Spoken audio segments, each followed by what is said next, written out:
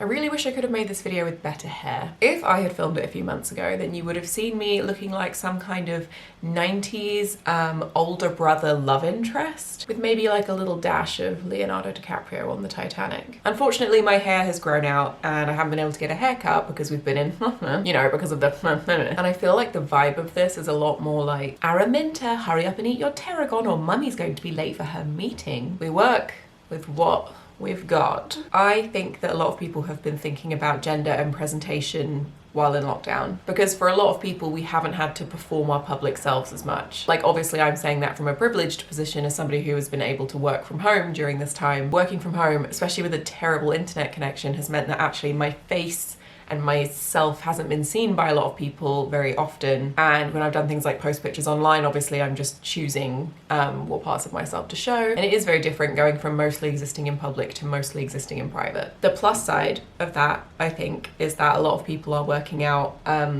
what feels comfortable to them when there's no one else looking. Like, who am I when no one else is looking is a very big question. And it doesn't just pertain to things like gender identity. But yeah, it's something I've been thinking about a lot. I think up until the past year, I basically just hadn't given a lot of thought to how I personally felt about gender. I was just like, well, I was assigned female at birth. I don't think I'm a man, so I'll just crack on. Which, to be honest, is the thing I think that a lot of people do. I think a lot of people just don't examine that part of themselves. And if they did, we might live in a very different world. I'm obviously nearly 30. And it's been very weird thinking about this and discovering new things about myself at this age. And I think a lot of people will just be like, oh, well, you know, it's just trendy now or whatever. I guess in a way that's true. It is trendy in that people are talking openly about this stuff and people feel more comfortable exploring their gender identity, which means that suddenly it becomes an option when before it wasn't. And that's how it feels to me. It's like before there wasn't an option. It was just like, you are a woman. And I didn't always feel super comfortable in that. But I also had very preconceived notions about what it meant to be non-binary. I didn't really know much about the non-binary kind of umbrella. Because non-binary is an umbrella term, just for people who don't know. It doesn't like necessarily mean you are one specific gender. There are loads of different genders or lack of gender that falls under the non-binary umbrella. Towards the beginning of lockdown, I did a poll on Instagram asking people whether or not they felt a strong connection to their gender. And it was 50-50, like 50% of people said no. A lot of people said that they felt a connection to their gender because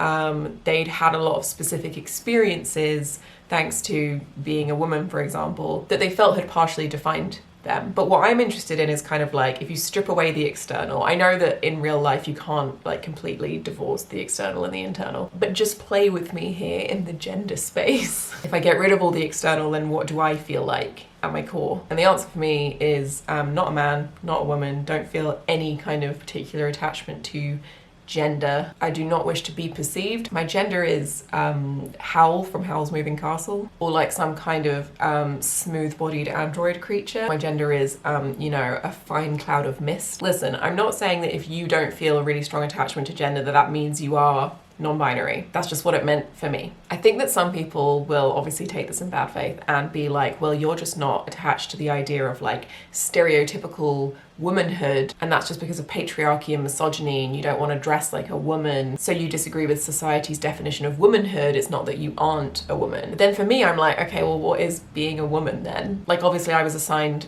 female at birth, but we're not talking about sex characteristics here, we're talking about gender. If I take away everything external, all expectations, like the way that the world sees me, what is left that means that I am definitely a woman? Like, what is this quality that all women everywhere share that makes them a woman? Because I don't think there is one. I think the only thing that unites everybody who is a woman is the fact that they know they are a woman. In general, thinking about all of this has been quite a positive experience for me. It's helped make sense of a lot of things that I have felt for a very long time. I do think it's worth saying though that for me, it wasn't like I had this sudden realization and it was like, wow, look at my entire life. Obviously I've been non-binary my entire life and I just didn't know. It was that when I examined my feelings about gender, I realized that the box they most easily fell into was the non-binary box. I think the negatives of this for me are that it is still quite hard to explain and talk about for a lot of people. One thing I've been finding really frustrating is there's been this big drive for everybody to put their pronouns in their bios on social media, and while I understand why that can be a good thing and can help make sure that people aren't misgendered and can also normalize the idea of like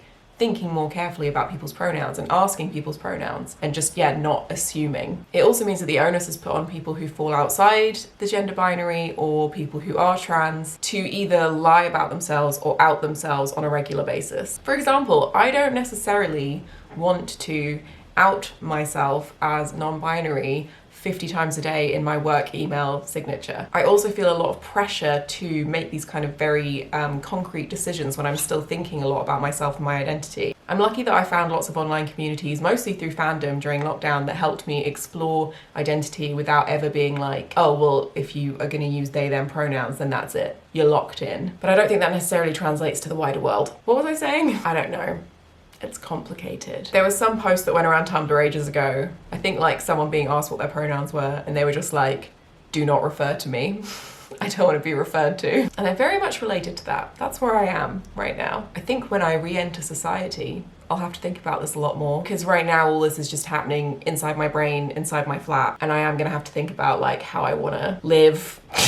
How do I wanna live? Honestly, right now mostly I just wanna learn how to ice skate. That's like my #1 goal when I get out. I should mention that it's 102 days until my debut novel comes out. So if you're into words, the Regency era, toxic and complicated friendships, flawed characters, I'll put links below. Pre-ordering my book really helps me, so, well, this is a very different shot. There's no way I'm going to be able to seamlessly stitch these together.